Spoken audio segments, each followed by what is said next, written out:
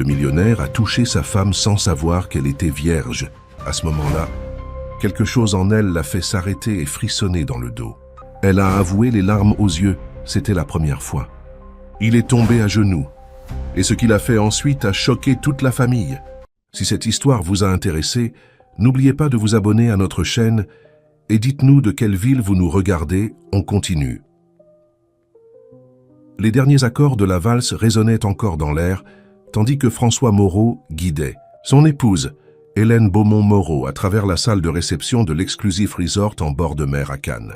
Le ciel étoilé de la côte méditerranéenne se mariait parfaitement avec les lumières décoratives suspendues stratégiquement entre les palmiers, créant un décor qui semblait tout droit sorti d'un film. C'était, sans aucun doute, le mariage le plus commenté de l'année parmi l'élite parisienne. François, à 34 ans, avait bâti un empire dans le domaine des énergies renouvelables, transformant une petite start-up en l'une des entreprises les plus prometteuses de France. Avec son charme naturel et son intelligence aiguisée, il avait conquis non seulement le marché financier, mais aussi le cœur de la réservée professeure d'histoire de l'art, Hélène, fille de l'une des familles les plus traditionnelles de Versailles. « Tu vas bien ?»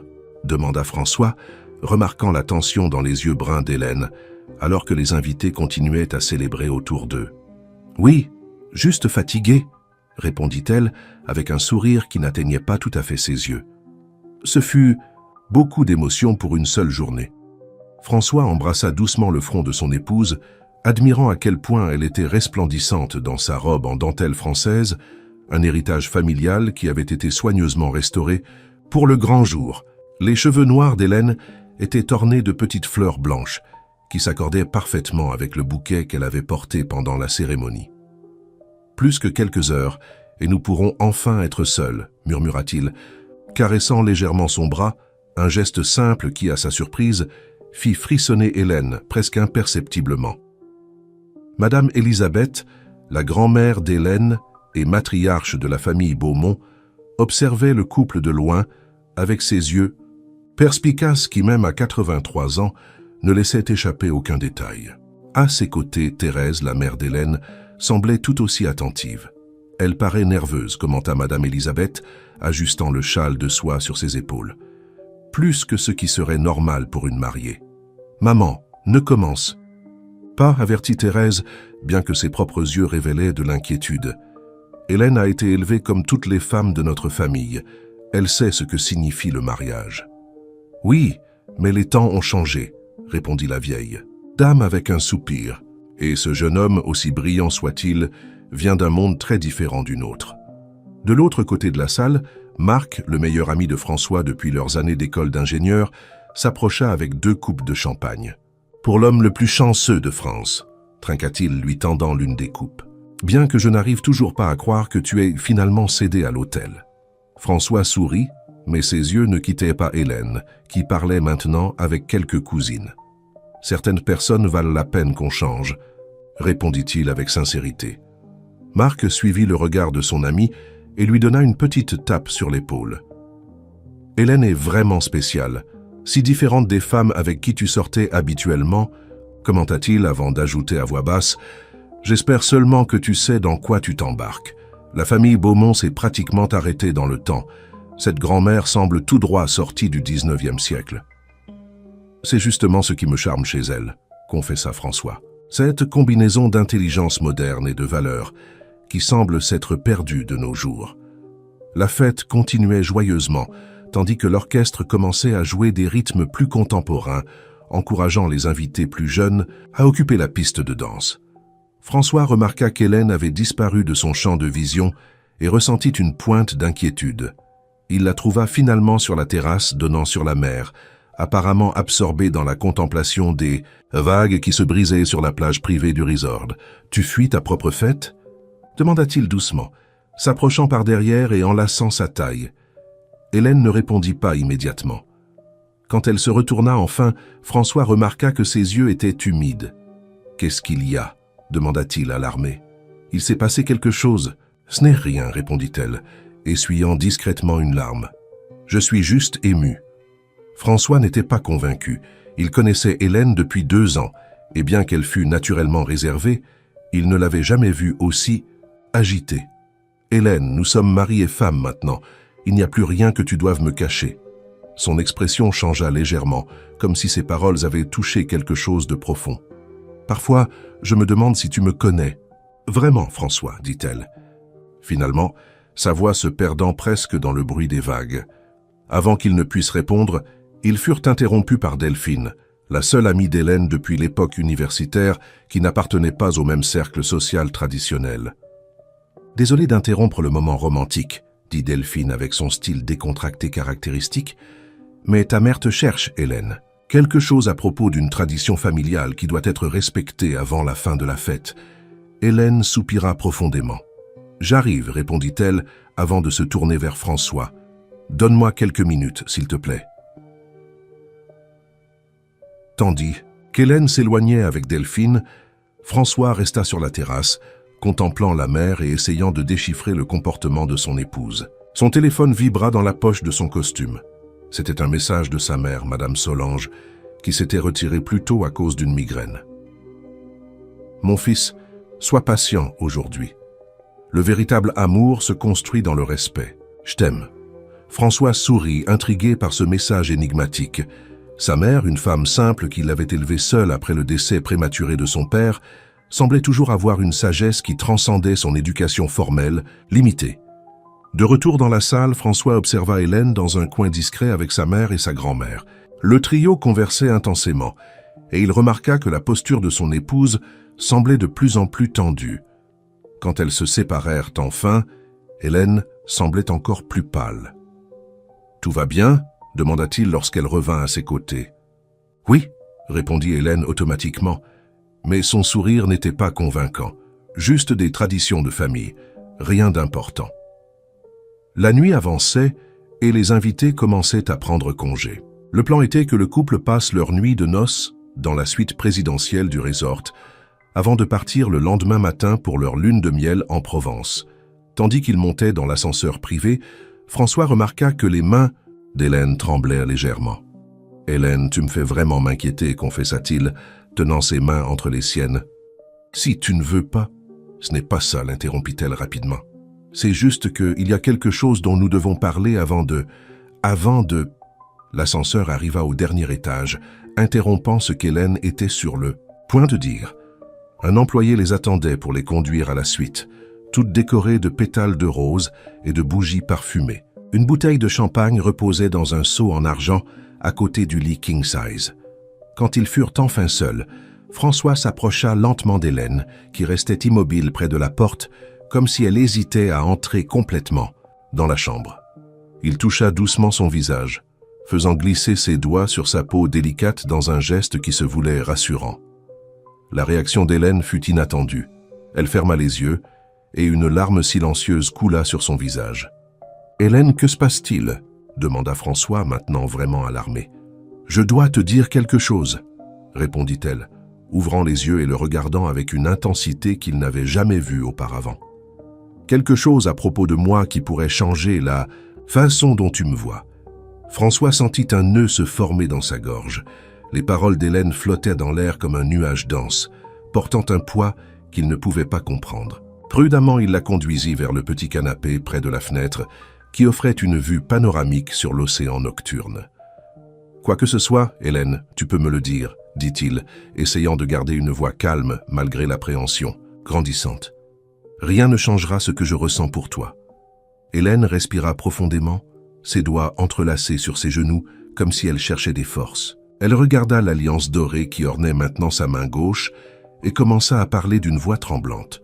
« Je viens d'une famille où les traditions ne sont pas seulement respectées, mais vénérées comme quelque chose de sacré, » commença-t-elle. « Ma grand-mère Élisabeth, comme tu le sais, a pratiquement élevé ma mère et moi dans les mêmes moules qu'elle a été élevée à Versailles, quand la ville était encore le refuge de la famille royale. » François acquiesça, se souvenant des histoires qu'Hélène avait racontées sur la demeure centenaire où elle avait grandi, avec ses meubles anciens et les portraits d'ancêtres au mur.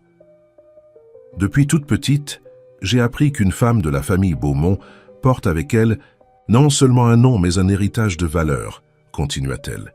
Et la plus importante de ces valeurs, sa voix faiblit, et François attendit patiemment qu'elle rassemble le courage pour continuer. La plus importante de ces valeurs est la pureté jusqu'au mariage, conclut-elle finalement, les mots sortant presque dans un murmure. François, je n'ai jamais, tu es vierge, compléta-t-il, la compréhension éclaircissant finalement son esprit comme un éclair. Hélène confirma d'un mouvement presque imperceptible de la tête, ses yeux fixés sur le tapis perçant qui couvrait une partie du sol en marbre de la suite. Je sais que cela peut paraître ridicule de nos jours, continua-t-elle rapidement. Tu te demandes probablement comment une femme de 29 ans, professeure d'université, peut... Je ne pense rien de tout cela, interrompit François doucement, prenant ses mains entre les siennes. Je suis juste surpris que tu n'en aies jamais parlé avant. Un petit sourire triste apparut sur les lèvres d'Hélène. Comment mentionner quelque chose comme ça au XXIe siècle, François? Au fait, je suis vierge à 29 ans. Elle laissa échapper un rire nerveux. J'ai essayé plusieurs fois pendant nos fiançailles, mais je n'ai jamais trouvé le bon moment. Et puis ma mère et ma grand-mère ont insisté sur le fait qu'il valait mieux attendre jusqu'à aujourd'hui, suivant la tradition. François pensa à toutes les fois où Hélène avait gentiment interrompu leurs moments les plus intimes pendant leurs fiançailles, toujours avec des excuses qui prenaient maintenant tout leur sens. Elle était fatiguée, elle avait la migraine, elle devait se lever tôt le lendemain. Il avait toujours respecté ses limites, attribuant son hésitation à une nature plus réservée ou peut-être à une expérience négative dans le passé qu'elle ne se sentait pas encore à l'aise de partager. « Pourquoi me dis-tu cela maintenant ?» demanda-t-il finalement. « Parce que je ne veux pas qu'il y ait de secret entre nous, » répondit Hélène, levant enfin les yeux pour le regarder. « Et parce que j'ai peur. » Peur de quoi? De ne pas être suffisante, de ne pas savoir comment. Elle laissa la phrase en suspens, le rouge colorant ses joues d'un rose intense. François sentit une vague de tendresse l'envahir. Cette femme brillante et forte, qui dirigeait des amphithéâtres remplis d'étudiants avec assurance, qui débattait d'art de la Renaissance avec les plus grands spécialistes du pays, se tenait devant lui, vulnérable comme il ne l'avait jamais vu auparavant. « Hélène, dit-il, tenant son visage avec délicatesse, il n'y a pas de manuel pour l'amour. Il ne s'agit pas de savoir ou de ne pas savoir. Il s'agit de sentir, de découvrir ensemble. » Des larmes brillèrent dans ses yeux, mais elles semblaient maintenant différentes, comme si un poids avait été retiré de ses épaules. « J'ai une autre confession, dit-elle. Je n'ai jamais été très religieuse comme ma famille. Je n'ai pas gardé cela par conviction spirituelle, mais parce que... Parce que je n'ai jamais rencontré quelqu'un pour qui cela valait la peine de renoncer à cette partie de moi, confessa-t-elle. Jusqu'à toi. Ces paroles touchèrent François profondément. Dans ses relations précédentes, c'était toujours le sexe qui venait d'abord, facile et sans complications, pour seulement après, peut-être, qu'une connexion plus profonde émerge. Avec Hélène, tout avait été différent dès le début. Ils s'étaient rencontrés lors d'une exposition d'art contemporain dont il était l'un des sponsors. Elle, conservatrice invitée, l'avait impressionné par son intelligence aiguë et sa vision unique des œuvres exposées. Ils avaient passé des heures à discuter ce soir-là, et il avait été surpris de constater que, pour la première fois, il était complètement fasciné par une femme sans que le désir physique soit l'élément principal. « Tu te souviens ? Qu'à de notre première soirée ensemble ?» demanda-t-il, un sourire nostalgique aux lèvres. Hélène sourit aussi, se souvenant. « Dans ton appartement à Saint-Germain-des-Prés, tu as cuisiné pour moi. Risotto aux crevettes, confirma-t-il. Et tu m'as raconté l'histoire de chaque tableau de ta collection. Nous avons parlé jusqu'à l'aube, compléta-t-elle. C'était la première fois que je sentais que quelqu'un m'écoutait vraiment. » François s'approcha et l'embrassa doucement sur les lèvres. « Cette nuit-là, j'ai su que tu étais différente de toutes les autres femmes que j'avais rencontrées. Et cela n'avait rien à voir avec le physique, Hélène. C'était quelque chose de plus profond, de plus vrai. » Les heures suivantes furent faites de découvertes et de confidences. Assis sur la terrasse de la suite, avec vue sur la mer de Cannes maintenant éclairée par les premiers rayons du soleil, François raconta à Hélène ses propres insécurités. Il parla de comment il avait grandi en voyant sa mère travailler sans relâche comme infirmière pour subvenir à ses besoins après le départ prématuré de son père. Comment il s'était promis de construire un empire pour ne plus jamais voir d'inquiétude dans ses yeux. Et comment, malgré tout son succès financier, il se sentait parfois encore comme un imposteur dans les cercles sociaux qu'il fréquentait désormais. « J'ai toujours eu peur qu'un jour, tu réalises que je n'appartiens pas à ton monde », confessa-t-il. Hélène sourit, entrelaçant ses doigts aux siens. Quel monde serait-ce, François? Celui des apparences, des traditions vides? Elle secoua la tête.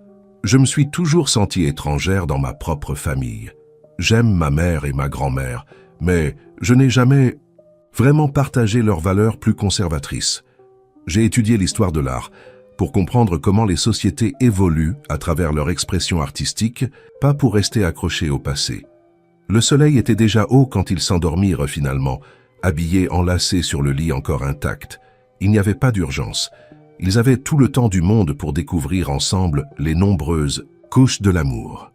Ils furent réveillés quelques heures plus tard par un coup discret à la porte. C'était le service de chambre apportant le déjeuner que François avait commandé la veille, avant même qu'ils ne sachent que ce matin serait si différent de ce qu'ils avaient imaginé.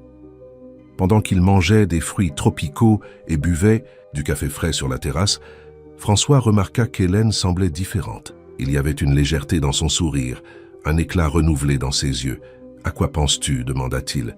« À quel point j'avais tort » répondit-elle. « J'ai passé toute la nuit à craindre ta réaction, imaginant que tu serais déçu, peut-être même que tu regretterais de m'avoir épousé. » François secoua la tête, incrédule.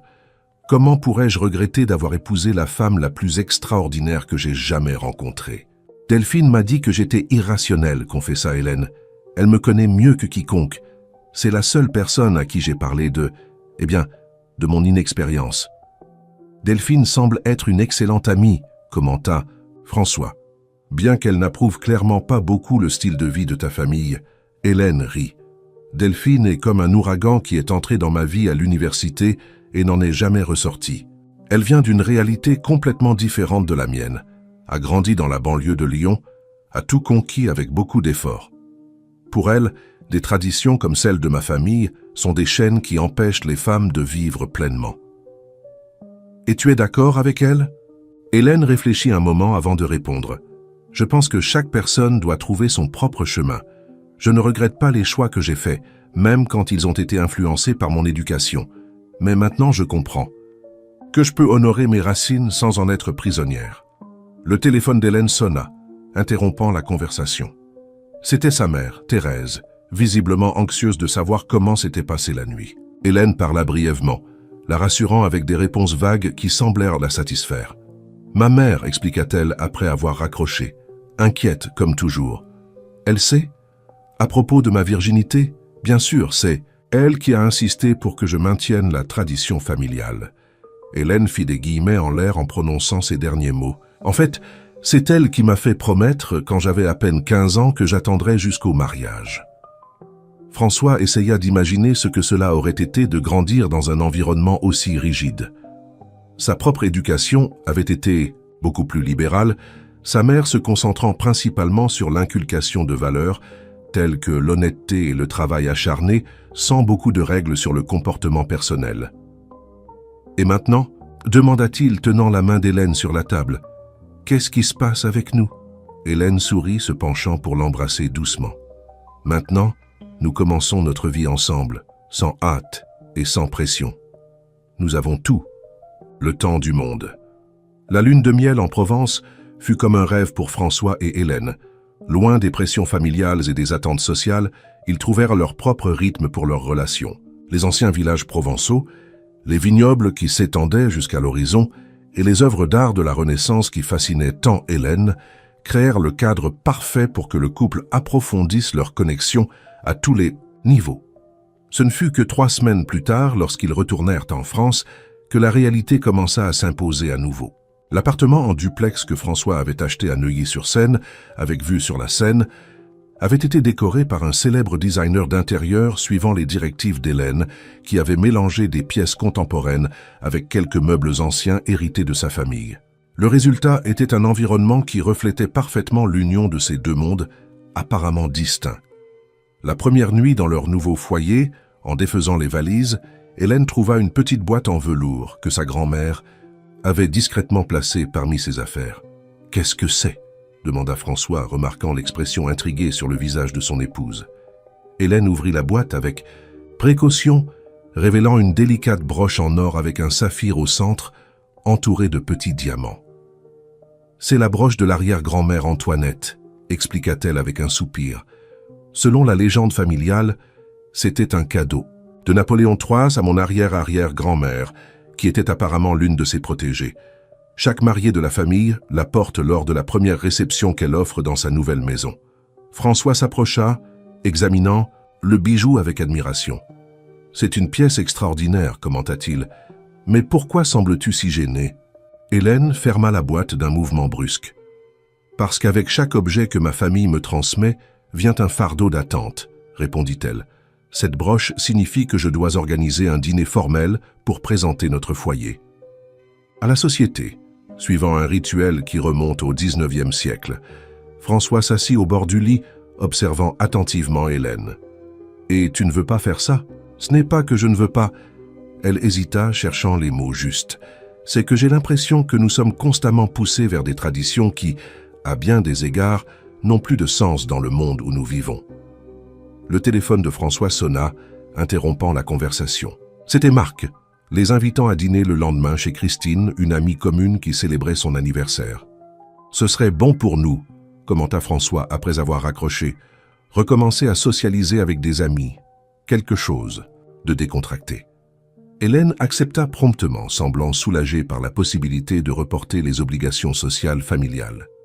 Le soir suivant, pendant qu'ils se préparaient pour le dîner, François remarqua qu'Hélène semblait particulièrement attentive à son apparence, choisissant une robe discrète mais élégante et un maquillage léger qui mettait en valeur sa beauté naturelle. « Tu es magnifique », commenta-t-il, l'embrassant par derrière tandis qu'elle appliquait un peu de parfum. « Merci », répondit Hélène avec un sourire, mais ses yeux révélaient une certaine appréhension. « C'est que, eh bien, Christine est l'une de tes ex-petites amies, n'est-ce pas ?» François faillit s'étouffer avec sa propre salive, surpris par la question directe. « Nous sommes sortis ensemble quelquefois il y a de nombreuses années, avant même que je ne crée mon entreprise, » confirma-t-il. « Comment le sais-tu ?»« Delphine a mentionné quelque chose en passant, » répondit Hélène, évitant son regard dans le miroir. « Elle a des amis communs avec Christine. » François tourna délicatement Hélène, la forçant à le regarder. « Cela te dérange ? Ça ne devrait pas, n'est-ce pas ?» répondit-elle par une question. « Après tout, nous avons tous un passé, enfin presque tous. » Il y avait une note d'amertume dans sa voix que François n'avait jamais entendue auparavant. « Hélène, qu'est-ce qui te dérange vraiment ?» Elle soupira profondément avant de répondre. « C'est juste que, parfois je me demande si tu ne te sens pas limité avec moi. Tu as eu tant d'expérience, connu tant de femmes avant moi, et moi... » « Arrête !» interrompit François gentiment, tenant son visage entre ses mains. « Rien dans mon passé ne se compare à ce que nous avons ensemble. Ce que nous avons construit a une profondeur que je n'ai jamais expérimentée auparavant. » Hélène sourit, mais François perçut que quelque chose la dérangeait encore. Quand ils arrivèrent au penthouse de Christine à Saint-Germain-des-Prés, la fête battait déjà son plein. Une trentaine de personnes conversaient en petits groupes, avec de la musique française contemporaine, jouant à un volume agréable. Christine, une cadre du marché financier de 35 ans, vint les accueillir avec enthousiasme. François, Hélène. « Que c'est bon de vous voir !» s'exclama-t-elle, les embrassant tous deux sur les joues. « Nous parlions justement de vous. Le mariage à Cannes a été l'événement de l'année. Christine était grande et élégante, avec des cheveux blonds coupés en un carré moderne et des yeux verts pénétrants. Elle portait une combinaison rouge qui mettait en valeur sa silhouette élancée et des bijoux discrets mais visiblement coûteux. « Joyeux anniversaire, Christine » dit Hélène, lui tendant un paquet élégamment emballé. « C'est un livre sur les photographes contemporains français. François a mentionné que tu collectionnais la photographie. »« Quelle gentillesse » répondit Christine, semblant sincèrement touchée. « Venez, laissez-moi vous présenter à quelques amis que vous ne connaissez pas encore. » Les heures suivantes se déroulèrent agréablement, François et Hélène circulant dans l'appartement et conversant avec divers invités. Hélène remarqua cependant que certaines des femmes présentes lui lancèrent des regards curieux comme si elles l'évaluaient. À un moment donné, alors que François conversait avec animation avec d'anciens camarades d'université, Hélène se retrouva seule près du bar, où un barman préparait des cocktails élaborés. Alors c'est vous la femme qui a finalement conquis le cœur du célibataire le plus convoité de Paris, dit une voix féminine à ses côtés. Hélène se retourna et rencontra une femme d'environ son âge, aux cheveux châtains courts et un sourire énigmatique aux lèvres. « Je suis Amélie », se présenta-t-elle tendant la main. « J'ai travaillé avec François pendant un moment avant d'ouvrir ma propre entreprise. »« Hélène », répondit-elle, serrant la main offerte, « enchantée de faire votre connaissance. »« Le plaisir est pour moi, dit Amélie, l'étudiant avec intérêt. J'étais curieuse de rencontrer la femme qui a réussi là où beaucoup ont échoué. » Il y avait quelque chose dans le ton d'Amélie qui mettait Hélène mal à l'aise, comme s'il y avait un sous-texte dans ses paroles qu'elle ne pouvait pas complètement déchiffrer. « François est un homme extraordinaire, commenta Hélène diplomatiquement. J'ai de la chance de l'avoir rencontré. » Amélie esquissa un petit sourire avant de prendre une gorgée de sa boisson. « Il a toujours eu un goût éclectique pour les femmes, continua-t-elle, mais je dois admettre que vous êtes différente des autres, plus raffinée. » Avant qu'Hélène ne puisse répondre, Delphine apparut à ses côtés comme si elle avait senti que son amie avait besoin d'être secourue. « Hélène, ma chérie, je te cherchais, s'exclama-t-elle, lançant un regard évaluateur. « À Amélie, nous devons aller sur la terrasse. La vue est simplement spectaculaire avec le coucher de soleil. » Avec un signe de tête poli pour Amélie, Delphine conduisit Hélène au loin. « Qui était cette vipère ?» demanda-t-elle à voix basse dès qu'elles se furent éloignées. « Amélie, apparemment une ancienne collègue de travail de François, » répondit Hélène, encore troublée par la rencontre. Delphine leva les yeux au ciel. « Collègue de travail, je vois. Celle-là a l'air d'avoir partagé plus que la salle de réunion avec ton mari. »« Delphine, » réprimanda Hélène, bien qu'une sensation inconfortable s'installe dans son estomac. « Quoi ? Je ne fais que constater l'évidence, » se défendit Delphine. « Mais ne t'inquiète pas, tu as gagné, il t'a choisi. » Les paroles de Delphine, bien qu'intentionnées, ne firent qu'intensifier le malaise d'Hélène. « Il t'a choisi. » Comme si c'était une compétition. Comme si François était un prix à gagner. Et plus troublante encore l'idée qu'il y avait un bataillon de femmes dans son passé, toutes expérimentées et sophistiquées d'une manière qu'elles ne seraient jamais. Quand il est. Partirent enfin. Il était déjà plus de minuit.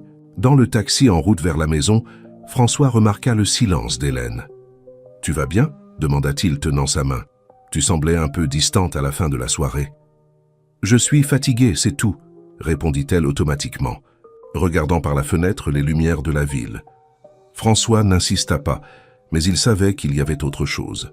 En arrivant à l'appartement, Hélène alla directement dans la salle de bain, disant qu'elle voulait prendre une douche avant de dormir. Pendant que l'eau chaude coulait sur son corps, elle ne pouvait pas chasser les pensées concernant la fête, Amélie, toutes les femmes qui étaient passées dans la vie de François avant elle. Quand elle sortit de la douche, elle trouva François, assis au bord du lit, l'attendant clairement.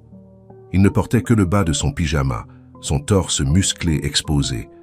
Hélène ressentit une vague de désir mêlée d'insécurité.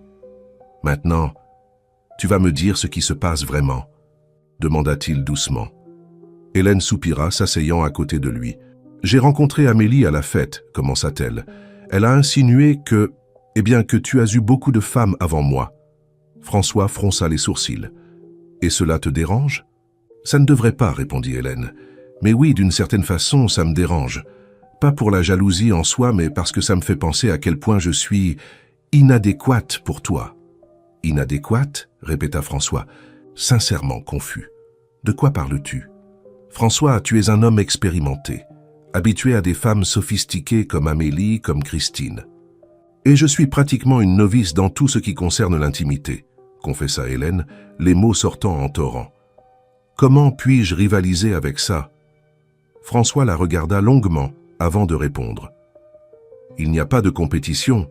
Hélène, dit-il finalement, ce que nous avons ensemble ne se compare à rien de ce que j'ai vécu avant. Et quant à l'intimité, il sourit, touchant son visage avec tendresse. Nous découvrons ensemble, à notre rythme, à notre manière, et c'est l'expérience la plus incroyable de ma vie. Hélène sentit les larmes se former dans ses yeux. Mais si je ne suis jamais comme elle, si je n'ai jamais la confiance, l'expérience, Je ne veux pas que tu sois comme qui que ce soit d'autre, interrompit François fermement. Je suis tombé amoureux de toi, Hélène Beaumont-Moreau, avec toute ta complexité, ton intelligence, ta sensibilité. Et chaque moment que nous passons ensemble me fait aimer encore plus. Les paroles de François apaisèrent temporairement les insécurités d'Hélène, mais une petite voix persistait dans son esprit, se demandant si elle serait vraiment suffisante pour un homme comme François. Une voix qui ressemblait étrangement à celle de sa grand-mère, lui rappelant toujours les attentes qui pesaient sur ses épaules en tant qu'héritière du nom Beaumont.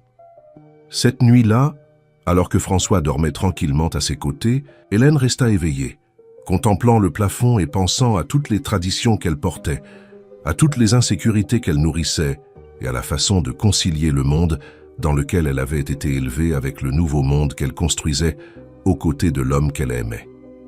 Les semaines suivantes furent marquées par une routine qui s'établissait peu à peu entre François et Hélène. Il avait repris la direction de son entreprise, impliqué dans une négociation importante avec des investisseurs étrangers intéressés par l'expansion de son modèle d'énergie renouvelable vers d'autres pays d'Europe. Hélène était retournée à ses cours à l'université, où ses étudiants l'avaient accueillie avec enthousiasme après sa période d'absence. Apparemment, tout suivait son cours naturel, comme on pouvait s'y attendre dans la vie d'un couple de jeunes mariés.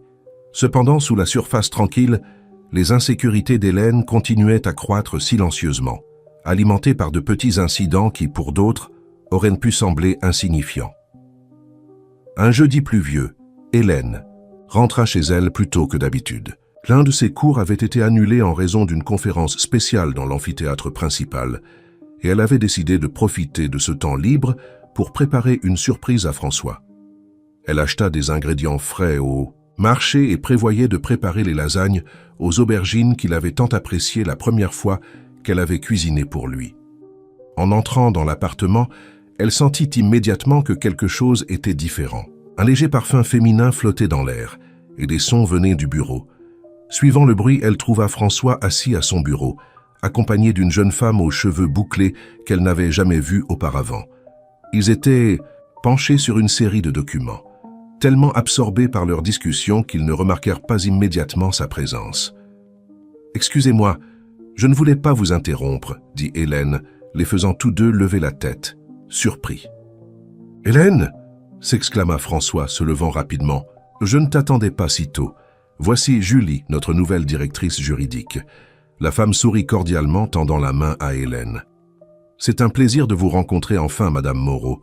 François parle beaucoup de vous. » Hélène serra la main tendue, remarquant la fermeté de la poignée et le rouge à lèvres rouge impeccable qui contrastait avec la peau brune de Julie. « Le plaisir est pour moi, » répondit-elle automatiquement. « J'espère ne pas vous déranger. »« Pas du tout, » assura François. « En fait, nous avions presque terminé. Ce sont juste les derniers détails du contrat avec les Espagnols. J'ai laissé les courses dans la cuisine, » dit Hélène, s'adressant à François. « Je pensais préparer quelque chose de spécial pour le dîner, mais je peux le faire un autre jour si vous avez besoin de continuer. »« Non, non, » intervint Julie, commençant à rassembler les documents. « J'ai déjà pris beaucoup de temps à votre mari aujourd'hui. Je peux terminer la révision seule et vous envoyer mon approbation demain, François. »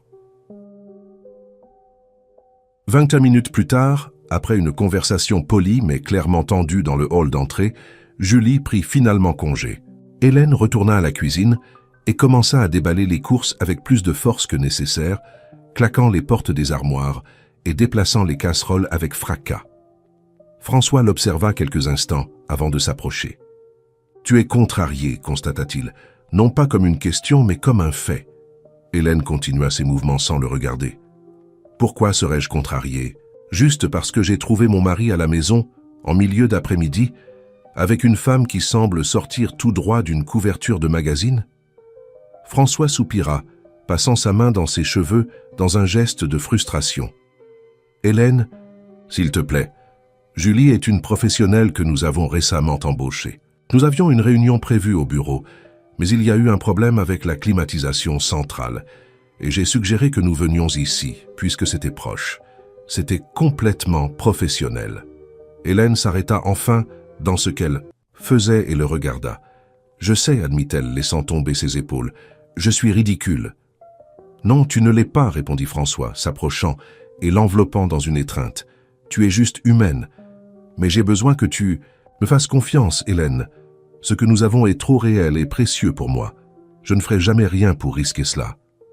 Hélène acquiesça contre sa poitrine, se sentant simultanément réconfortée et honteuse de sa réaction. Ce n'était pas son genre d'avoir ce type de jalousie, cette insécurité constante. Où l'était-ce? Peut-être que ses sentiments avaient toujours été là, attendant simplement le bon moment pour émerger. Ce soir-là, après le dîner qui se déroula dans une normalité forcée, Hélène décida d'appeler Delphine. Elle avait besoin de l'honnêteté brutale de son amie pour mettre de l'ordre dans ses pensées. « Tu es obsédé par son passé », déclara Delphine sans détour, après avoir entendu le récit de l'incident de l'après-midi, « et cela va détruire ton mariage si tu n'arrêtes pas. » « Je ne suis pas obsédée », se défendit Hélène, bien qu'elle sût qu'il y avait un fond de vérité dans les paroles de son amie. « C'est juste étrange pour moi de gérer tout ce bagage. » Delphine laissa échapper un rire sec de l'autre côté de la ligne. « Hélène, ma chérie, tout le monde a des bagages. La question est, vas-tu permettre que des valises qui ne sont pas les tiennes perturbent ton voyage ?» La métaphore, bien que simple, frappa Hélène avec force. Elle portait, en effet, un poids qui ne lui appartenait pas. Toutes les relations passées de François, toutes les femmes qui étaient venues avant elle, et en même temps, elle portait le fardeau de sa propre inexpérience, amplifiée par les attentes familiales qui l'avaient toujours entourée. De plus, continua Delphine, sa voix maintenant plus douce, tu oublies le plus important. Il t'a choisi. Avec toute ton supposée inexpérience, avec tout ton bagage familial de traditions désuètes. C'est toi qui l'as conduite à l'hôtel. Pas Christine, pas Amélie, ni aucune autre femme de son passé. Les paroles de Delphine résonnèrent dans l'esprit d'Hélène longtemps après qu'elles eurent raccroché. Quand François entra dans la chambre, plus tard, après avoir passé du temps dans le bureau à finir de réviser les documents que Julie avait laissés, il la trouva assise dans le fauteuil près de la fenêtre, le regard perdu dans le paysage nocturne de Paris. « Un centime pour tes pensées », dit-il doucement, s'agenouillant à côté d'elle. Hélène sourit, tournant son attention vers son mari. « Je pensais à nous », répondit-elle avec sincérité. « À quel point nous sommes différents et en même temps si connectés. » François prit sa main et l'embrassa délicatement. « Tu sais ce que ma mère dit toujours? Que les différences ne sont pas des obstacles, mais des opportunités de croissance. » « Ta mère est une femme sage, » commenta Hélène. « J'aimerais mieux la connaître. » Les yeux de François s'illuminèrent. « Pourquoi ne pas l'inviter à dîner ce week-end? Ce serait bien pour vous deux de passer plus de temps ensemble. » Hélène accepta promptement, réalisant qu'elle voulait vraiment mieux connaître Madame Solange, la femme qui avait élevé seule l'homme extraordinaire qu'elle avait épousé. De plus, elle sentait qu'elle pourrait apprendre beaucoup d'elle sur la façon de naviguer dans ce nouveau monde dans lequel elle était entrée. « Vous êtes-vous déjà abonné? Faites-le maintenant et dites-nous de quelle ville vous nous suivez. » Le samedi soir, Madame Solange arriva ponctuellement à 7 heures, apportant avec elle une tarte au chocolat fait maison et un petit pot de violettes. C'était une femme de taille moyenne, avec des cheveux grisonnants coupés dans un style pratique et des yeux identiques à ceux de son fils, d'un brun profond qui semblait voir au-delà des apparences. « Quel appartement merveilleux !» s'exclama-t-elle. Tandis qu'Hélène la conduisait pour une petite visite. « Vous avez fait un travail incroyable sur la décoration. Il a du caractère.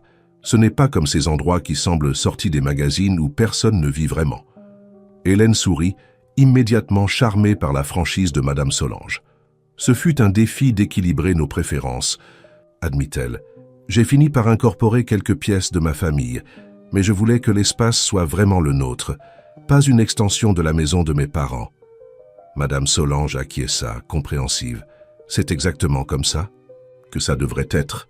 Un mariage n'est pas deux personnes qui s'annulent, mais qui trouvent un nouveau chemin ensemble. » Pendant le dîner, préparé par François qui, étonnamment, s'était révélé être un cuisinier talentueux après quelques cours secrets qu'il avait pris pour impressionner Hélène durant leur fiançailles, la conversation coula naturellement. Madame Solange raconta des histoires sur l'enfance de François, sur la façon dont il avait toujours été déterminé depuis son plus jeune âge, construisant des projets ambitieux avec le peu de ressources qu'ils avaient à disposition. À 12 ans, il a monté un système d'irrigation pour le jardin communautaire de notre quartier en utilisant uniquement des matériaux recyclés, raconta-t-elle avec fierté. Les voisins ne croyaient pas que ça fonctionnerait, mais en une semaine, tout le jardin était vert et luxuriant, même pendant la pire sécheresse que Lyon avait connue depuis des années. Hélène écoutait fascinée, découvrant des facettes de François qu'elle ne connaissait pas et appréciant encore plus l'homme qu'il était devenu. Après le dîner, tandis que François nettoyait la cuisine en insistant pour que les deux femmes se reposent, Hélène et Madame Solange s'assirent sur la terrasse avec des verres de vin.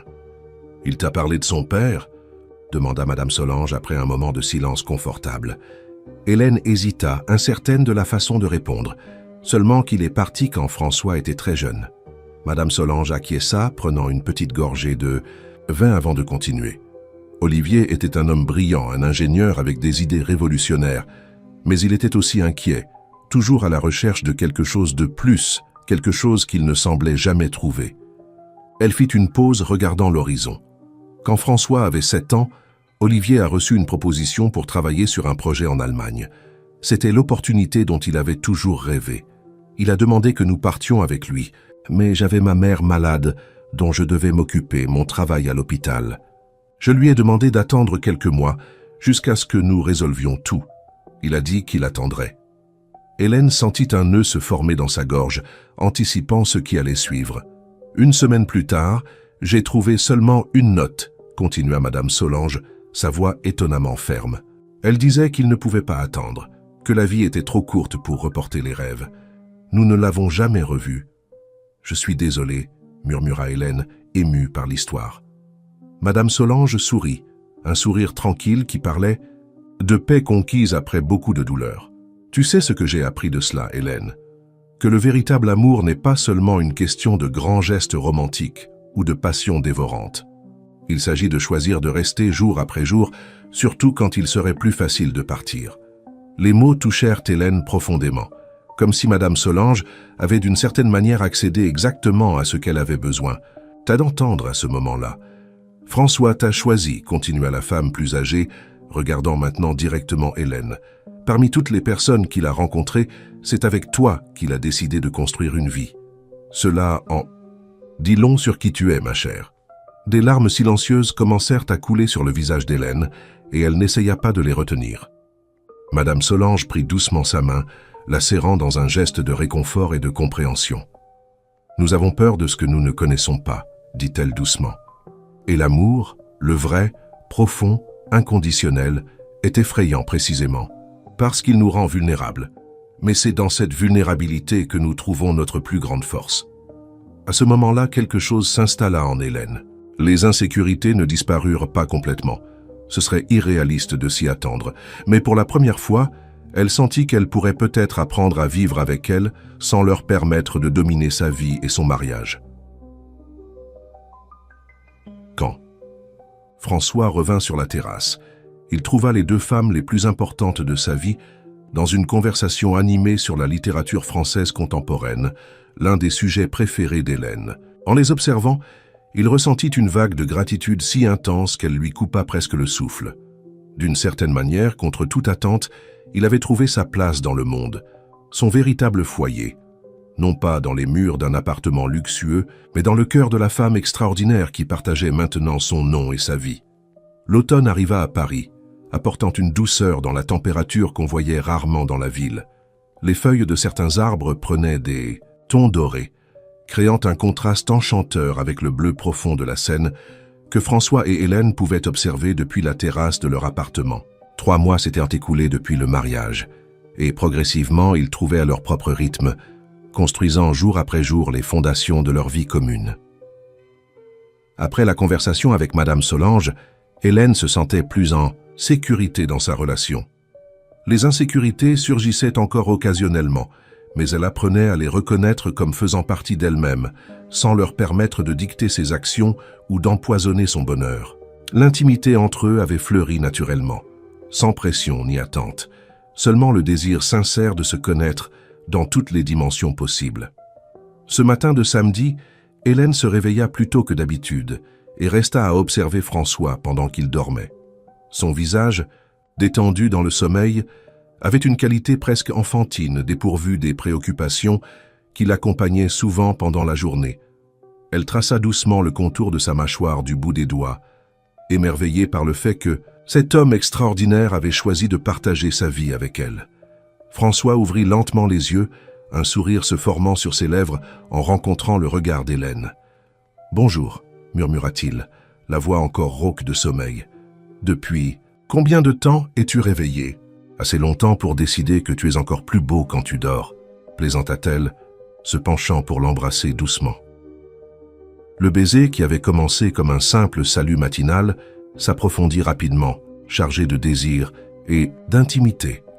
3 mois de découverte avaient transformé Hélène, qui embrassait maintenant sa sexualité avec une confiance qui la surprenait elle-même. La peur initiale avait cédé la place à une curiosité vorace, un désir d'explorer et d'être exploré qui trouvait en François un partenaire également enthousiaste et patient. Plus tard, alors qu'ils prenaient leur café sur la terrasse baignée par le soleil du matin, François mentionna un dîner de bienfaisance qui aurait lieu la semaine suivante, organisé par l'un de ses principaux partenaires commerciaux. Ce devrait être juste un autre événement d'entreprise ennuyeux, expliqua-t-il, étalant de la confiture sur une tartine. Mais Richard m'a dit qu'ils ont invité ce chef portugais que tu adores, celui qui a le restaurant à Montmartre. Hélène sourit, enchantée par l'attention de François aux petits détails, qui lui faisaient plaisir.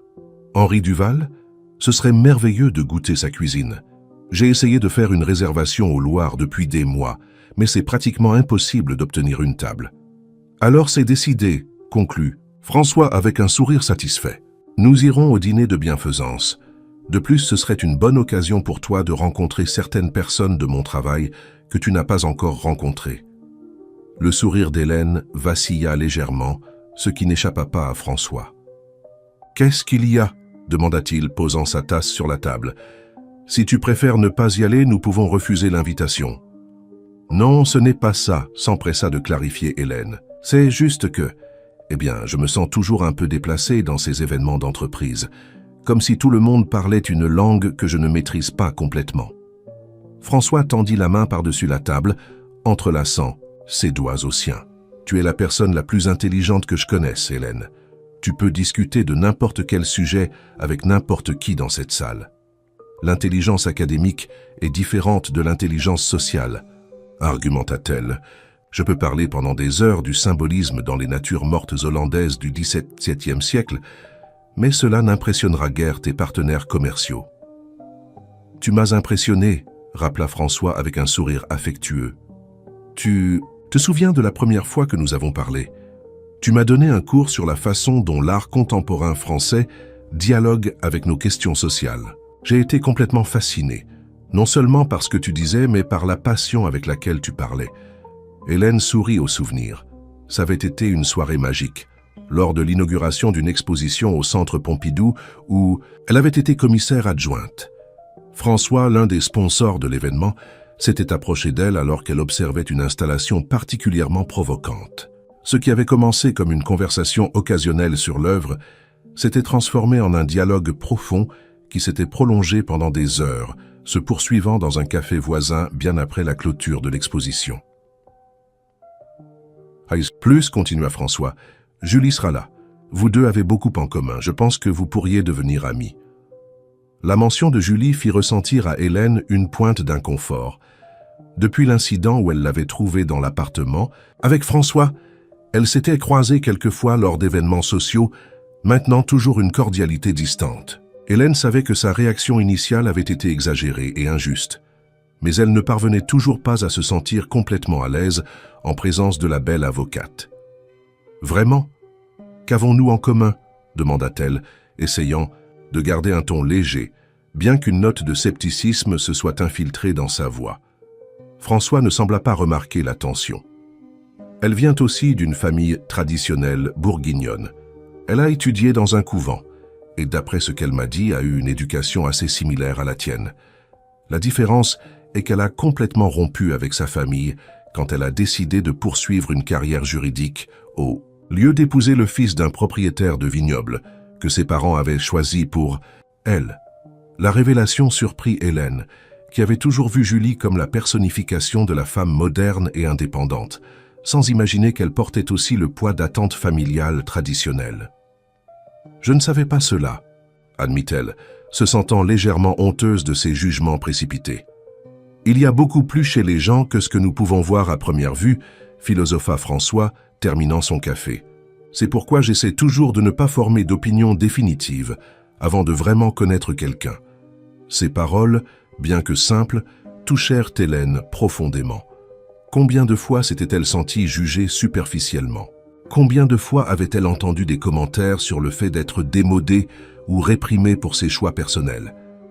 Et pourtant, elle était là, faisant exactement la même chose avec Julie, se basant uniquement sur les apparences et sur ses propres peurs et insécurités. Le reste du week-end se déroula tranquillement, avec de petits moments d'intimité, domestiques qu'Hélène apprenait à valoriser. Le dimanche après-midi, en organisant quelques cartons qui restaient encore du déménagement, ils trouvèrent un album de photos de l'adolescence de François. Assis sur le tapis du salon, ils rirent ensemble des vêtements datés et des coupes de cheveux discutables. Mais Hélène remarqua quelque chose de révélateur dans les images. Même jeune, François possédait déjà ce regard déterminé, cette confiance tranquille qui le caractérisait comme adulte. « Tu as toujours su ce que tu voulais, n'est-ce pas ?» commenta-t-elle, observant une photo où il exhibait fièrement un projet scientifique qui avait gagné un prix régional. François réfléchit un moment avant de répondre. « Je pense que j'ai toujours su que je voulais faire une différence, d'une manière ou d'une autre. Quand mon père est parti, laissant ma mère avec toutes les factures et un petit garçon à élever, je me suis juré que je ne permettrais plus jamais que nous nous sentions sans ressources. » Il fit une pause, comme s'il organisait ses pensées. Au début, c'était juste une question de sécurité financière, mais avec le temps, j'ai réalisé que je voulais créer quelque chose de significatif, quelque chose qui pourrait aider d'autres personnes. Hélène connaissait l'histoire de l'entreprise de François, comment il avait commencé par développer de petits systèmes d'énergie solaire pour des communautés rurales sans accès au réseau électrique, et comment il avait progressivement étendu à des solutions plus complexes, qui servaient maintenant des résidences individuelles aux grandes industries. Ce qui l'avait toujours impressionné, cependant, c'était l'engagement sincère de François envers la durabilité et la responsabilité sociale, refusant de compromettre ses valeurs éthiques, même quand cela signifiait sacrifier des profits immédiats. « Et toi ?» demanda François, interrompant ses pensées. « Tu as toujours su que tu voulais suivre une carrière académique ?» Hélène sourit, pensive. « D'une certaine façon, oui. J'ai toujours été fascinée par l'art depuis l'enfance. Je me souviens de rester des heures à observer les tableaux dans la maison de ma grand-mère, inventant des histoires sur les personnes représentées. » Elle fit une pause, fouillant dans quelques photos en vrac au fond de la boîte. « Mais il y avait une attente non dite que je suivrais un chemin plus conventionnel.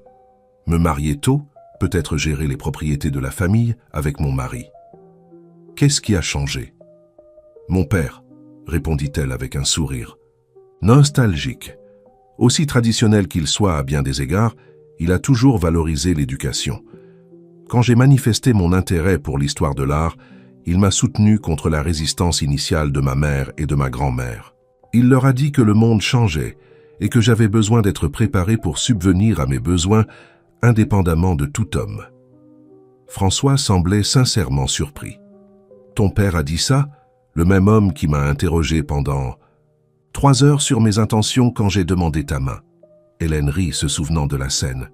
Il peut être protecteur et traditionnel à bien des égards, mais il a toujours cru que je devais avoir ma propre identité, ma propre carrière.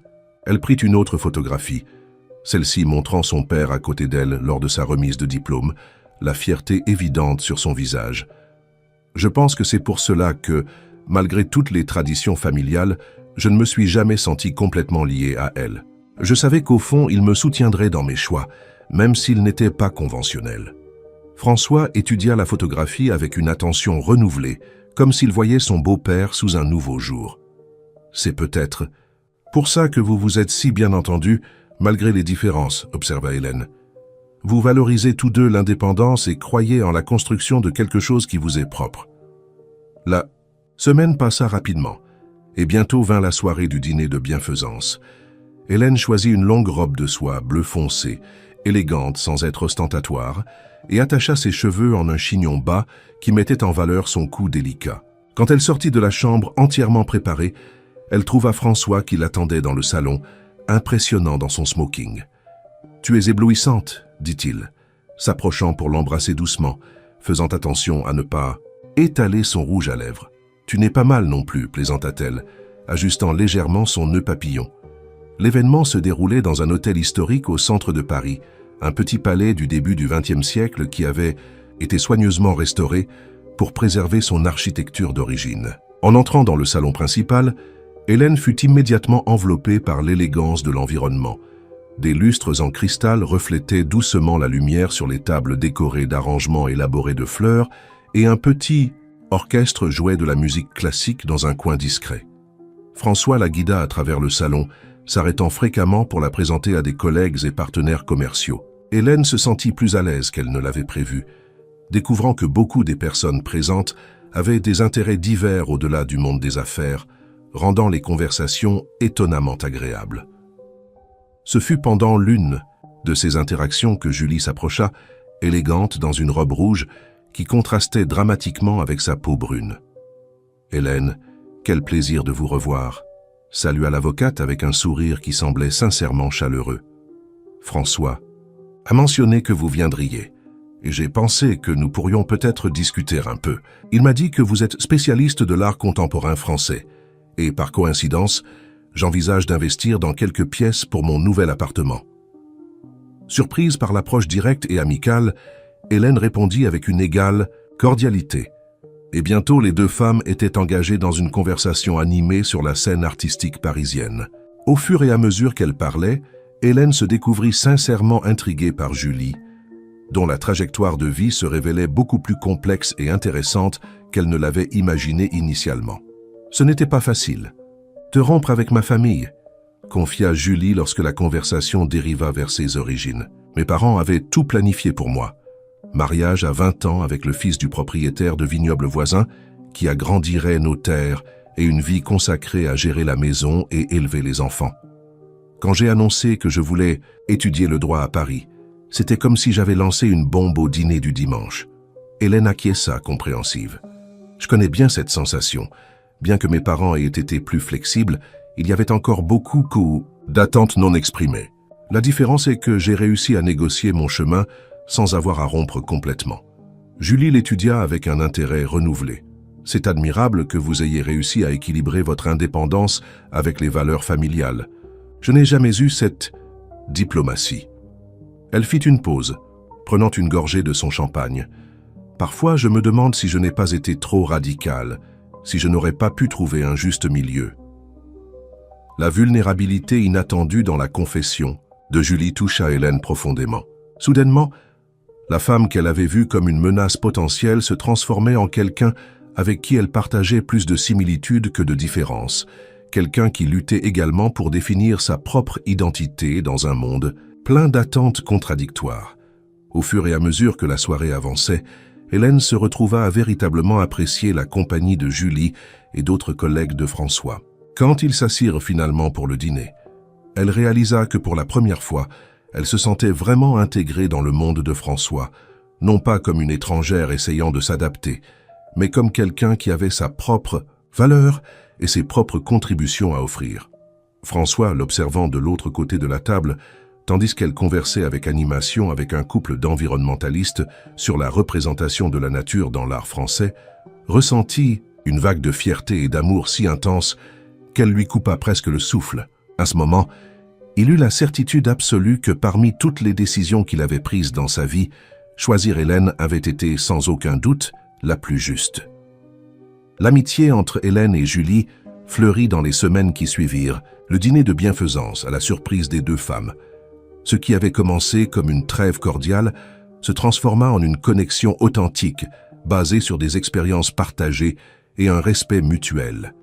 Julie, avec son approche directe et pragmatique de la vie, offrait à Hélène une perspective rafraîchissante sur bon nombre des questions avec lesquelles elle luttait encore. particulièrement en ce qui concernait les traditions familiales et les attentes sociales. Par un samedi ensoleillé, les deux femmes se promenaient dans le jardin du Luxembourg, admirant l'architecture historique et les jardins luxuriants sous l'ombre imposante des arbres centenaires. Elles venaient de visiter une exposition à l'école des Beaux-Arts où l'un des anciens élèves d'Hélène exposait son travail. « Le talent de ton élève est impressionnant », commenta Julie, alors qu'elle s'asseyait sur un banc près du petit lac. Surtout la façon dont il mélange des éléments de la culture populaire bretonne avec des techniques contemporaines. Hélène sourit, sincèrement touchée par l'intérêt de Julie. Mathieu a toujours eu une connexion profonde avec ses racines. Même quand il étudiait les grands maîtres européens, il cherchait des façons de dialoguer avec l'esthétique de la Bretagne où il a grandi. Julie prit une gorgée du café qu'elles avaient acheté à la cafétéria du parc avant de répondre. Cela me fait penser à comment nous tous, d'une façon ou d'une autre, sommes toujours en train de négocier cette relation entre nos origines et ce que nous voulons devenir, réfléchit-elle. Même quand nous essayons de rompre complètement, comme je l'ai fait, il y a des parties de nous qui restent irrémédiablement connectées à notre passé. L'observation frappa Hélène avec une force inattendue. C'était exactement ce qu'elle faisait depuis qu'elle avait rencontré François, essayer de trouver un équilibre entre la femme qu'elle avait été élevée pour être et la femme qu'elle désirait devenir. Parfois, je me demande si je réussirai un jour à résoudre complètement cette équation, confessa Hélène, entre honorer mes racines et être vraiment moi-même. Julie l'étudia avec ses yeux perspicaces. Peut-être que ce n'est pas une équation à résoudre, mais un dialogue constant, suggéra-t-elle. Quand j'ai rompu avec ma famille, j'ai pensé que je me libérais complètement du passé. Ce n'est qu'après que j'ai réalisé que j'échangeais simplement un ensemble de règles contre un autre. Comment ça? Eh bien, j'ai rejeté le monde traditionnel de mes parents, avec ses attentes rigides sur la façon dont une femme devrait se comporter. Mais j'ai fini par entrer dans le monde des affaires, qui a ses propres règles non écrites, ses propres préjugés et attentes. Julie laissa échapper un rire sec. Tu n'imagines pas combien de fois j'ai dû prouver ma valeur doublement, parce que je suis une femme dans un environnement dominé par les hommes. Hélène acquiesça, compréhensive. En tant qu'universitaire, elle avait également fait face à ses propres défis, bien que de nature différente. Dans mon cas, j'ai toujours senti que je devais compenser mon nom de famille, confessa-t-elle. Comme si les gens s'attendaient à ce que je sois arrivée où je suis uniquement grâce à des connexions familiales, pas par mon propre mérite. Exactement, s'exclama Julie. C'est toujours à propos des attentes des autres, n'est-ce pas? Soit nous en faisons trop, soit pas assez. Soit nous sommes trop traditionnels, soit trop modernes. Il ne semble jamais y avoir de juste milieu qui soit acceptable. Elles continuèrent la conversation en marchant dans le parc, discutant des défis d'être des femmes dans leurs domaines respectifs, des pressions familiales et sociales, et comment, toutes deux à leur manière, avaient trouvé des façons de naviguer dans ces eaux tumultueuses. Quand Hélène retourna à l'appartement plus tard, elle trouva François dans le bureau, travaillant sur quelques documents. Il leva les yeux quand elle entra, un sourire fatigué mais sincère illuminant son visage. « Comment était l'exposition » demanda-t-il, tendant la main pour qu'elle s'approche. Hélène entrelaça ses doigts aux siens, se penchant pour un baiser rapide, incroyable. Mathieu a vraiment trouvé sa voie en tant qu'artiste, et après Julie et moi avons eu une conversation fascinante au jardin du Luxembourg. François semblait sincèrement intéressé. À propos de quoi? Identité? Attente? Comment nous équilibrons qui nous sommes avec qui le monde attend que nous soyons? Hélène s'assit dans le fauteuil près de son bureau. Tu sais qu'elle ne parle pas à sa famille depuis presque 10 ans. François acquiesça. Elle a mentionné quelque chose à ce sujet quand nous l'avons embauchée. Une rupture assez dramatique d'après ce que j'ai compris. C'est triste en fait, commenta Hélène pensive.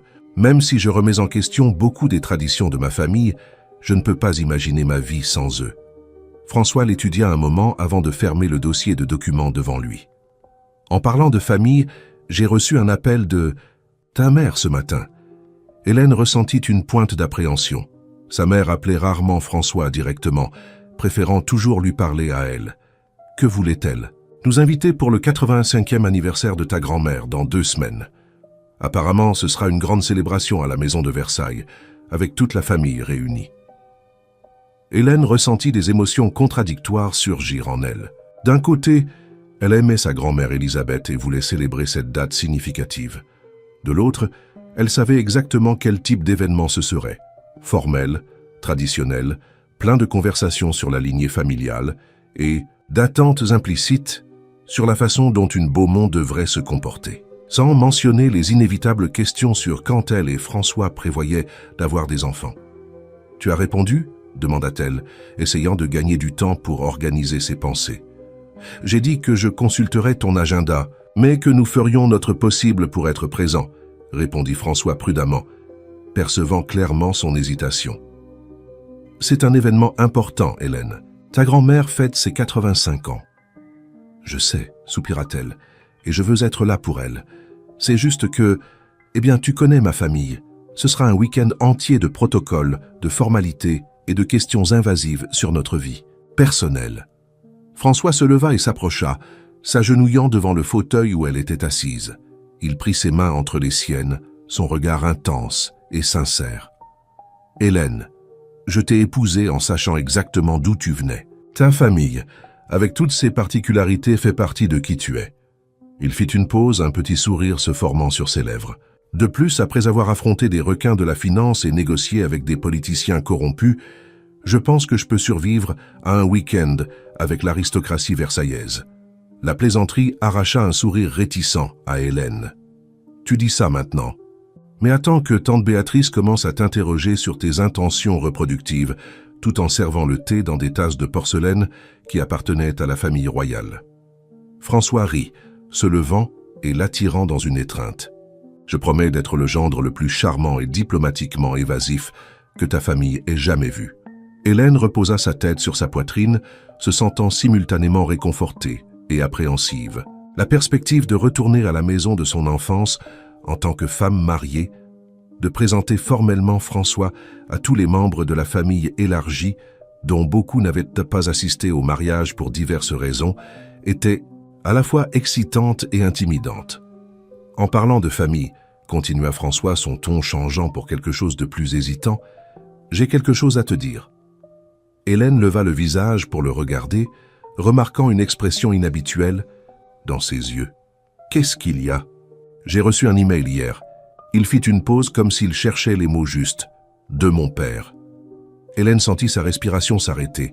Durant tout le temps qu'elle connaissait François, il mentionnait rarement le père qu'il avait abandonné dans son enfance. Elle savait, grâce à Madame Solange, qu'il n'avait eu aucun contact depuis son départ. « Ton père ?» répéta-t-elle, incertaine de la façon de réagir. Après tout ce temps, François acquiesça, s'éloignant légèrement pour mieux voir son visage. Apparemment, il a suivi ma carrière à distance. Il a vu un article sur l'entreprise dans le magazine L'Express le mois dernier et a décidé de prendre contact. « Que veut-il » demanda Hélène, une note protectrice entrant instinctivement dans sa voix. « Il dit qu'il aimerait me voir, m'expliquer pourquoi il a fait ce qu'il a fait. » François laissa échapper un rire sans humour. 25 ans plus tard, il pense qu'une conversation peut compenser ce que ma mère a traversé, ce que j'ai traversé. Hélène étudia le visage de son mari, remarquant le mélange complexe d'émotions qui passaient dans ses yeux.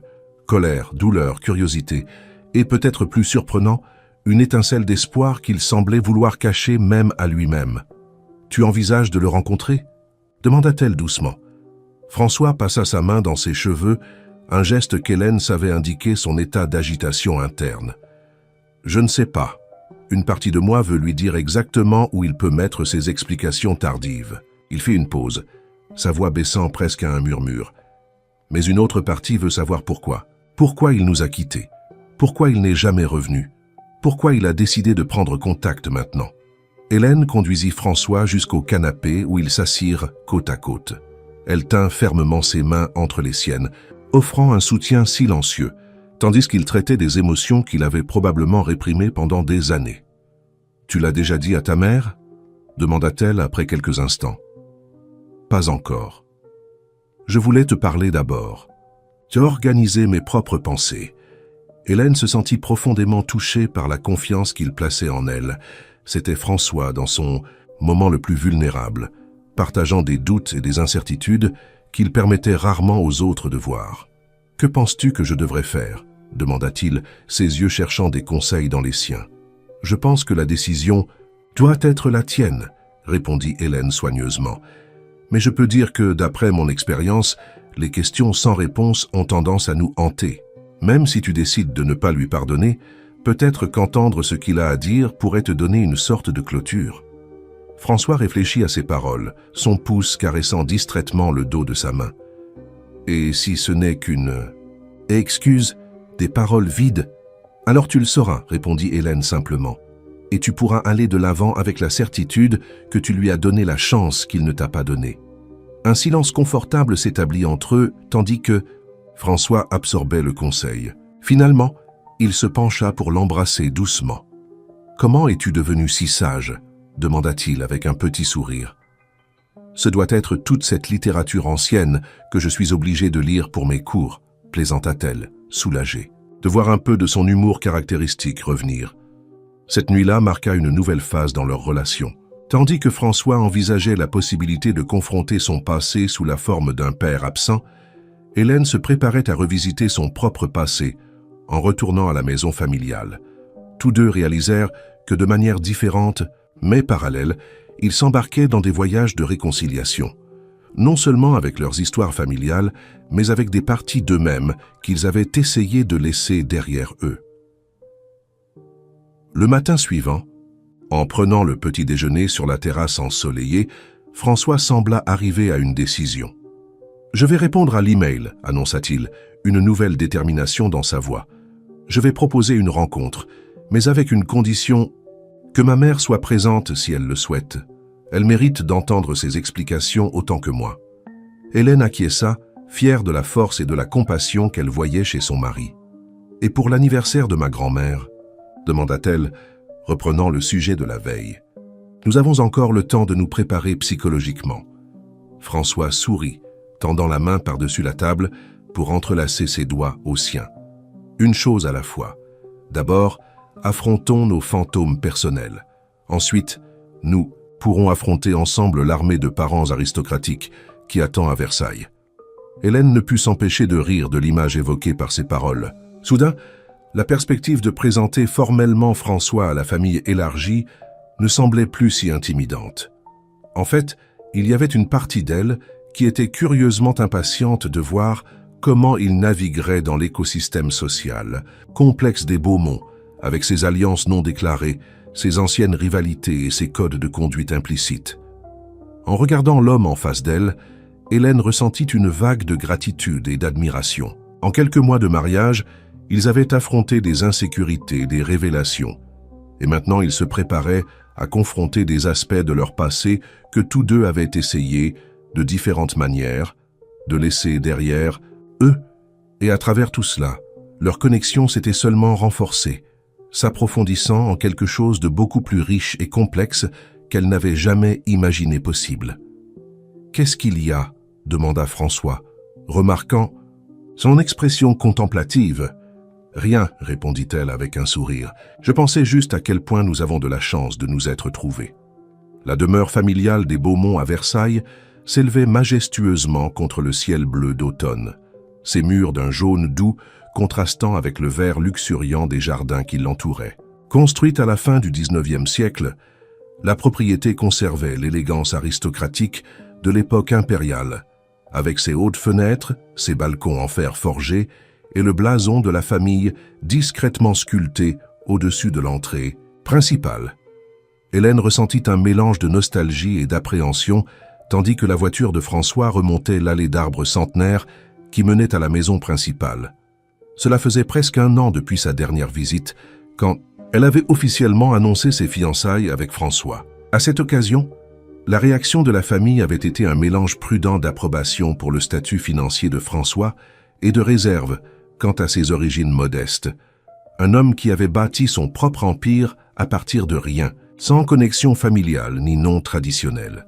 « Tu es nerveuse ?» demanda François, lui lançant un regard compréhensif tout en garant la voiture près de l'entrée latérale où d'autres véhicules étaient déjà alignés. « Un peu », admit Hélène, ajustant inconsciemment le collier de perles qui avait été un cadeau de sa grand-mère pour son 21e anniversaire. C'est toujours étrange de revenir, comme si le temps s'arrêtait ici et que je redevenais la petite fille qui avait peur de briser les règles. François serra doucement sa main avant d'éteindre le moteur. « Rappelle-toi, nous sommes des adultes. Nous venons célébrer l'anniversaire de ta grand-mère, pas demander la permission d'exister. » Hélène sourit, reconnaissante une fois de plus pour la clarté avec laquelle François parvenait à voir à travers les complexités qui souvent la troublaient. Alors qu'il s'apprêtait à sortir de la voiture, son téléphone vibra. C'était un message de Julie. « Courage, rappelle-toi tout ce dont nous avons parlé. Tu n'es plus seulement une Beaumont, tu es aussi une Moreau et une femme extraordinaire par ton propre mérite. » Le soutien inattendu de sa nouvelle amie amena un sourire aux lèvres d'Hélène. Ces 2 dernières semaines, elle s'était encore rapprochée, Julie offrant des conseils pratiques sur la façon de gérer la pression familiale sans sacrifier sa propre identité.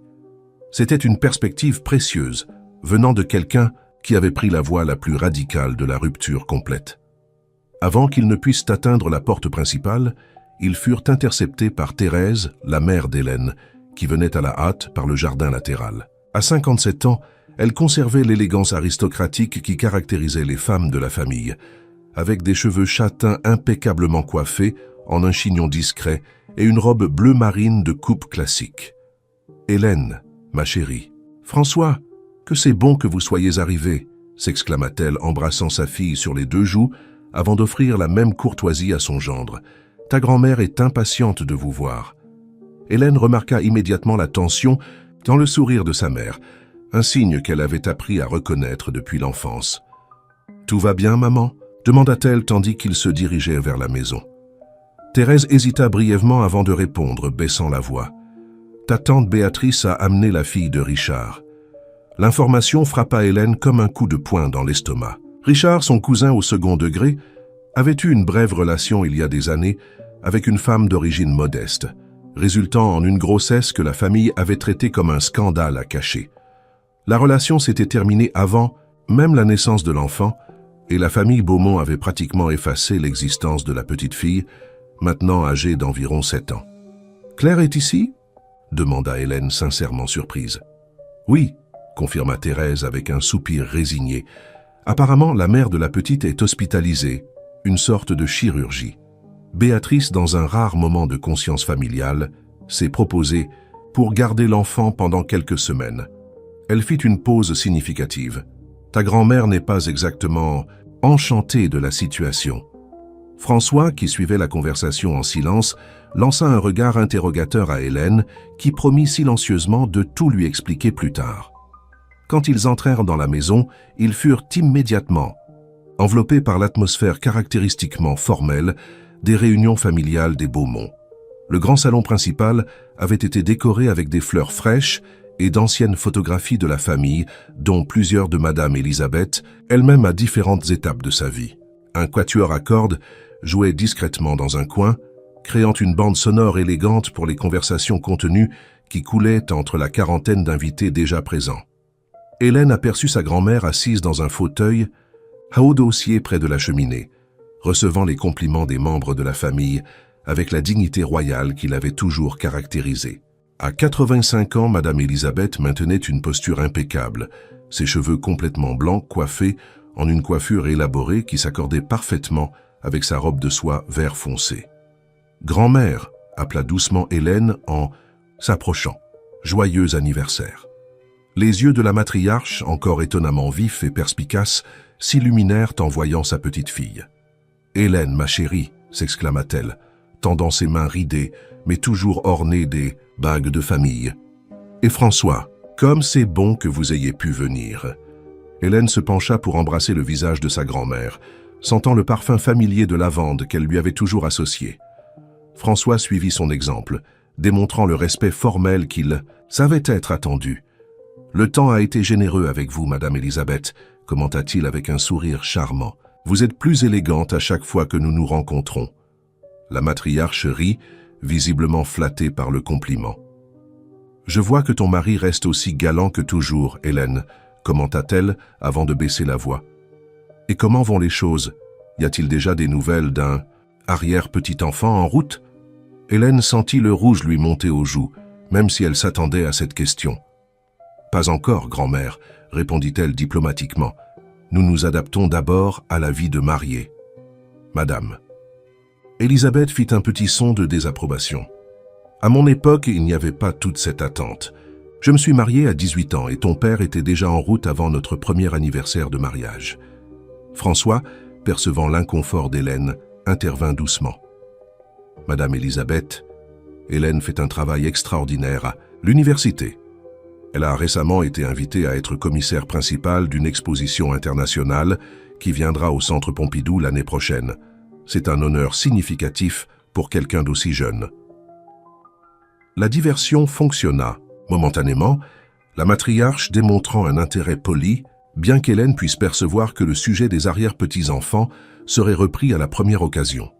Au fur et à mesure que l'après-midi avançait, Hélène et François circulaient dans le salon, saluant des parents qu'ils n'avaient pas vus depuis longtemps et se présentant à certains qui n'avaient pas pu assister au mariage.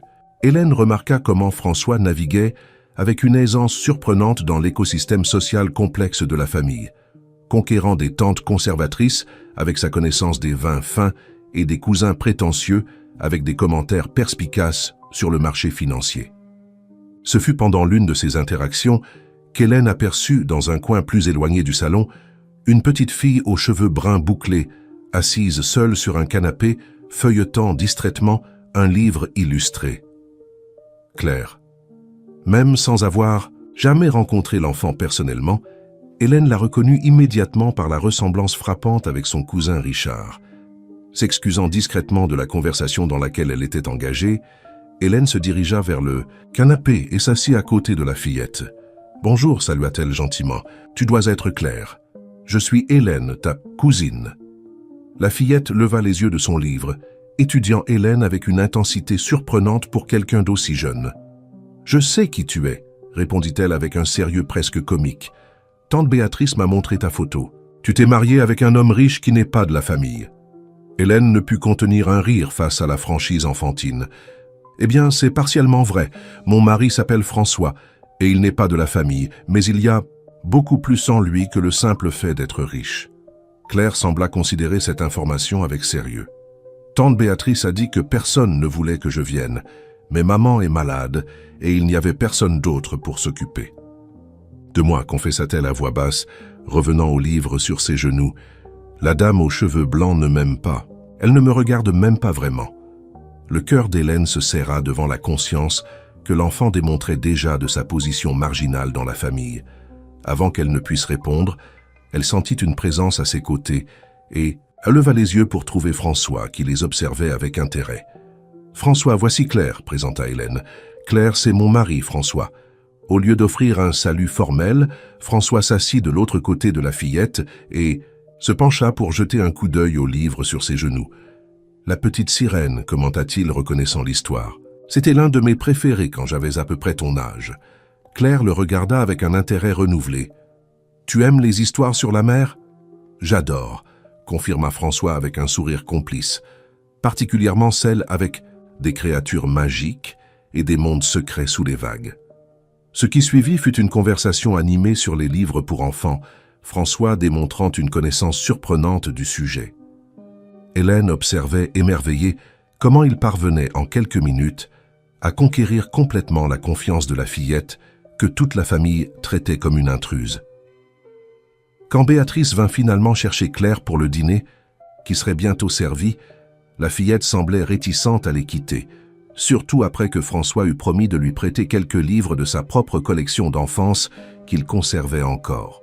« Je ne savais pas que tu étais si bon avec les enfants », commenta Hélène quand ils furent seuls. François haussa les épaules, un sourire énigmatique aux lèvres. « Il y a beaucoup de choses sur moi que tu vas encore découvrir, Madame Moreau. » La réponse, apparemment légère, portait un poids qu'Hélène ne parvint pas à déchiffrer complètement à ce moment-là. Avant qu'elle ne puisse questionner davantage, ils furent appelés pour le dîner formel qui serait servi dans la grande salle à manger. La longue table en acajou, héritage, familial remontant à la période impériale, était impeccablement dressée avec la meilleure porcelaine, des cristaux et des couverts en argent.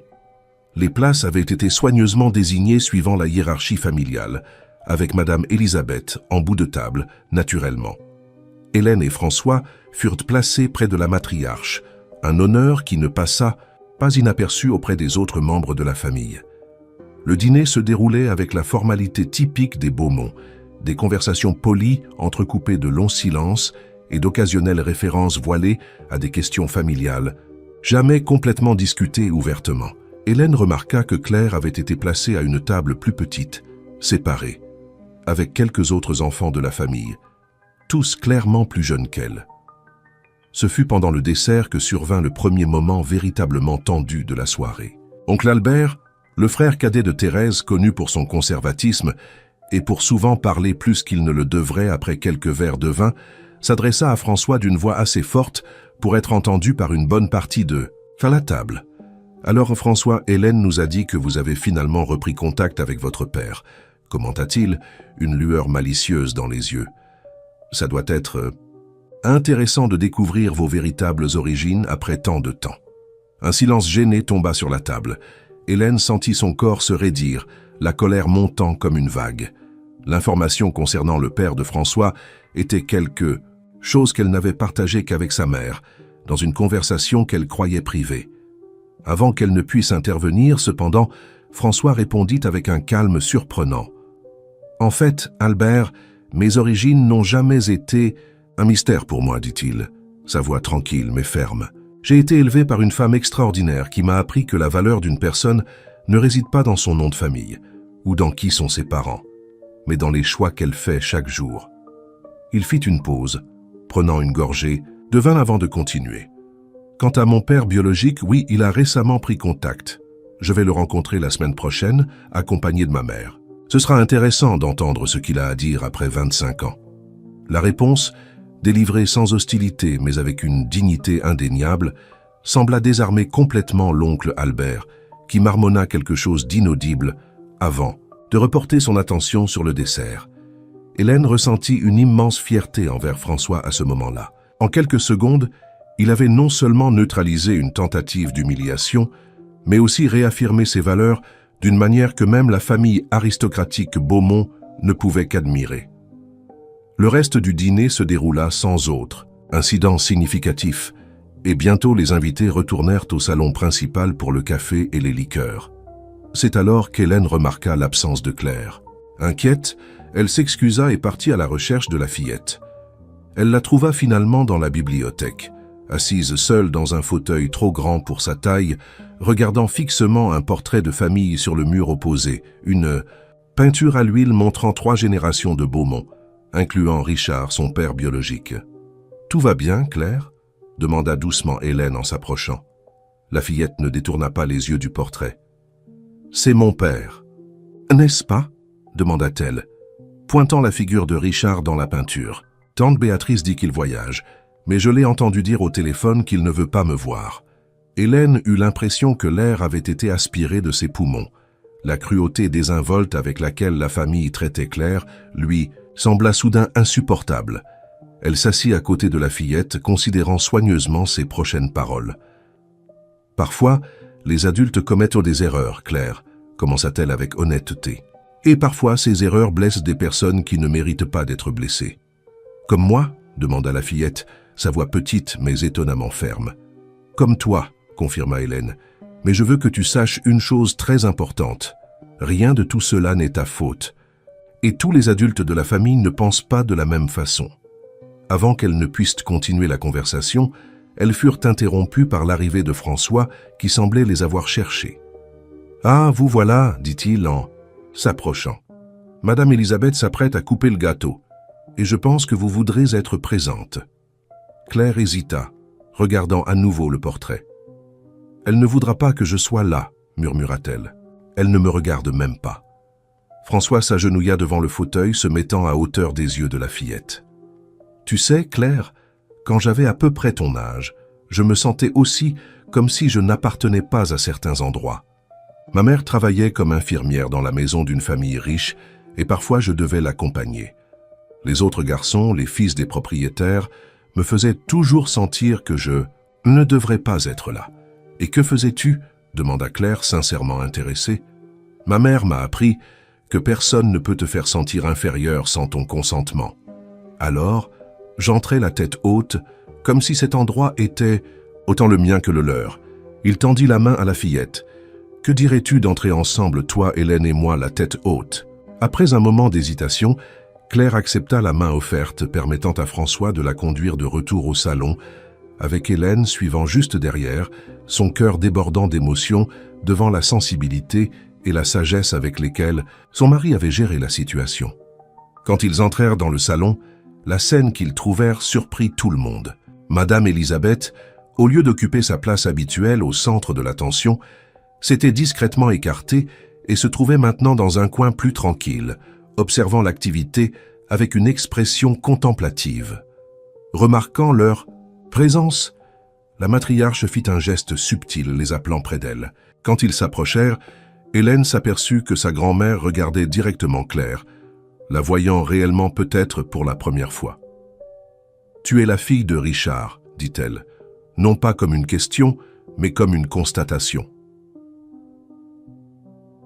Claire acquiesça silencieusement, sa petite main tenant toujours fermement celle de François. « Viens ici, enfant », demanda Madame Élisabeth, indiquant l'espace à côté d'elle. Avec un regard rapide vers Hélène, comme pour chercher sa permission, Claire s'approcha prudemment de la matriarche. Madame Élisabeth étudia son visage pendant un long moment avant de parler à nouveau. « Tu as les yeux de ma mère, dit-elle finalement. La même teinte de brun, la même forme. C'est surprenant. » Hélène observait la scène, osant à peine respirer. De toutes ces années, elle n'avait jamais vu sa grand-mère montrer une quelconque reconnaissance de l'existence de Claire, encore moins remarquer des ressemblances familiales. « Quel âge as-tu, petite ?» demanda Madame Élisabeth. « 7 ans, répondit Claire, sa voix petite mais ferme. J'en aurai 8 en décembre. » Décembre? La matriarche parut momentanément surprise. Le 12? Claire acquiesça, visiblement intriguée par la question. Un sourire énigmatique se forma sur les lèvres de Madame Élisabeth. Ma mère aussi avait son anniversaire le 12 décembre, révéla-t-elle, sa voix s'adoucissant d'une manière qu'Hélène avait rarement observée. C'était une femme remarquable, forte, déterminée, en avance sur son temps à bien des égards. Ce qui suivit fut complètement inattendu. Madame Élisabeth retira de son doigt une bague ancienne, un saphir entouré de petits diamants. Cette bague appartenait à ma mère, et avant elle, à sa mère, expliqua-t-elle, faisant tourner le bijou entre ses doigts. Selon la tradition familiale, elle devrait passer à la première fille de la génération suivante quand elle atteindrait ses 21 ans. Elle fit une pause significative, regardant d'abord Hélène, puis revenant à Claire. Mais peut-être est-il temps que nous commencions quelques nouvelles traditions dans cette famille. D'un mouvement délibéré, Madame Élisabeth plaça la bague dans la paume de la main de Claire, refermant les petits doigts de la fillette dessus. « Elle est trop grande pour que tu la portes maintenant, bien sûr. Ta cousine Hélène peut la garder jusqu'à ce que tu grandisses, mais je veux que tu saches qu'elle est à toi. Un rappel que, quoi qu'on dise, tu es une Beaumont. » Hélène sentit les larmes se former dans ses yeux devant ce geste inattendu, qui représentait non seulement la reconnaissance de Claire comme faisant partie de la famille, mais aussi une rupture significative avec le code de conduite rigide qui avait gouverné les Beaumont depuis des générations. Plus tard cette nuit-là, quand ils se retirèrent finalement dans la chambre d'hôte qui leur avait été assignée, Hélène et François réfléchirent aux événements surprenants de la journée. « Je n'aurais jamais imaginé voir ma grand-mère faire quelque chose comme ça », confessa Hélène, assise au bord du lit en brossant ses cheveux.